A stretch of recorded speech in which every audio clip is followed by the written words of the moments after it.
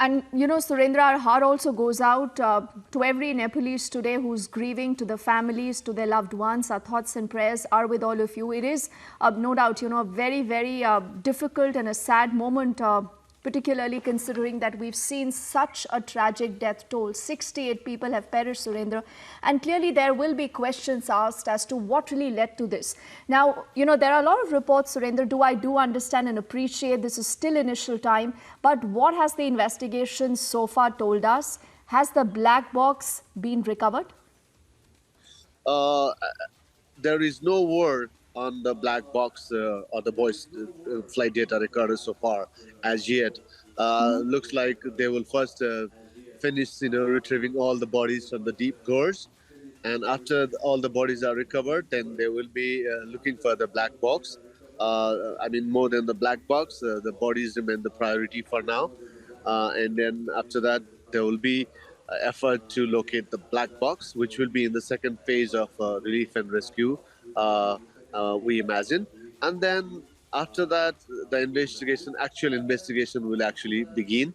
But initial assumptions by civil aviation authorities and senior pilots is that the pilot must have faced a serious technical problem, which just minutes before touching down at the Pokhara airport, and then he could not make it to the airport, even though he had already initiated his landing procedure. He could not make it to the runway, so he had to immediately find a solution to crash land, and looks like he crash landed at the Sethi River. Unfortunately, the river flows really deep inside a gorge, through a gorge in Pokhara Valley, and that's where the plane's wreckage and then all the bodies remain right now, and that's where everybody is focused on to locate and to pull out and retrieve all the bodies. Yes, that's the situation right now. Okay, and Surendra, one more quick question before I let you go. This was, Yeti Airlines A2R-72 aircraft. ATRs otherwise are said to be very safe, very sturdy. How old was this aircraft? That's question number one. What do we know about the flying hours of the pilot? Was he certified or not? There are, obvious concerns being raised whether this was an unserviceable aircraft that was flying, because, Nepal has seen a long and a very, very disturbing history with air crashes. So these are obvious questions, Surendra, that will go out today. Can you help us answer any of them? You have a point there, because Nepal's aviation history is not very nice. It is, filled with stories of crashes. Hundreds of people have lost their lives in air crashes in Nepal since aviation was introduced in this country in 1950, early 1950s. So in the last 70 years, there have been as many accidents, if not more, and hundreds of people have lost their lives. As far as this aircraft is concerned, as far as I can remember as a journalist, this aircraft was introduced in the Yeti Airlines fleet not more than 5 years ago. It is ATR-72, which means it's a new series of ATR manufactured by Europeans.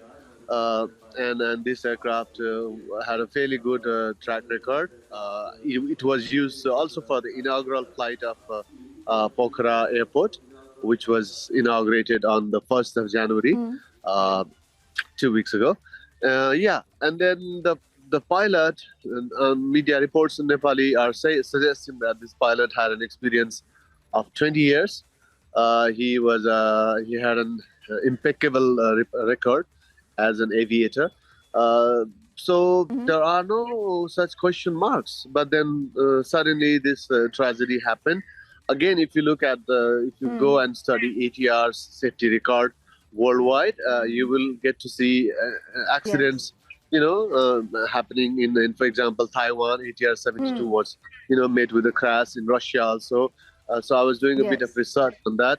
So there have been quite a number of ATR-72 crashes in the world's aviation history too.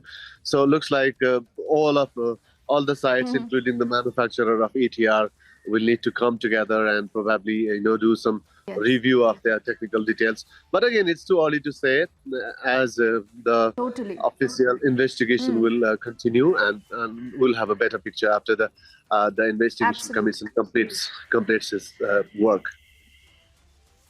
Oh, yes.